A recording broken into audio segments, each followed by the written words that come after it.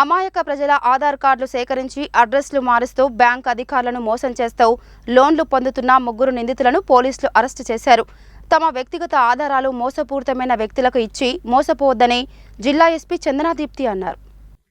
పోలీసులు తెలిపిన వివరాల ప్రకారం గత కొంతకాలంగా కట్టంగూర్ మండలం కురుమర్తె గ్రామానికి చెందిన కాసమల్ల క్రాంతికుమార్ హైదరాబాద్లో ఎంబీఏ చదివి తను సాఫ్ట్వేర్ కంపెనీ స్వయంగా పెట్టుకుని నష్టాలు రాగా అదే కంపెనీలో ఉద్యోగిగా పనిచేస్తున్న సిలివేరు సతీష్ తక్కువ సమయంలో ఎక్కువ అక్రమ సంపాదన సంపాదించాలనే దురుద్దేశంతో నల్గొండ పట్టణానికి చెందిన తన బాబాయ్ అయిన కాశమల్ల నాగరాజు చదువురాని అమాయకుల నుండి ఆధార్ కార్డులు తీసుకొస్తే కొంత డబ్బులు ఇస్తానని చెప్పగా సరేనని ఒప్పుకొని అతనికి తెలిసిన కొంతమంది ఆధార్ కార్డులు తీసుకొని వచ్చి ఇస్తాడు.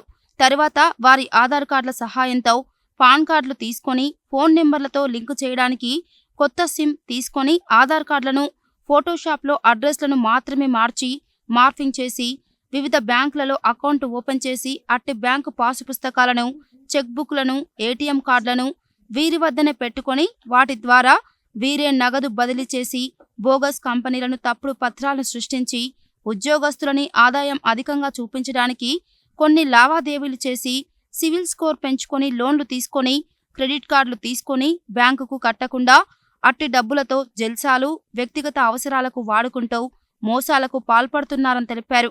వీరిని పోలీసులు అరెస్టు చేసినట్లు ఎస్పీ తెలిపారు.